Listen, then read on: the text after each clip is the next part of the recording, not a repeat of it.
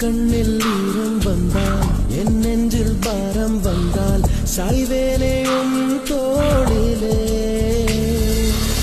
கண்ணீரே கூடாதென்றும் என் பிள்ளை வாடாதென்றும் சொல்வாயே அண்ணாளிலே இனி ஒரு ஜன்மம் எடுத்து வந்தாலும் உன் மகனாகும் வரம் தருவாய் உன் வீட்டு சின்ன குயில்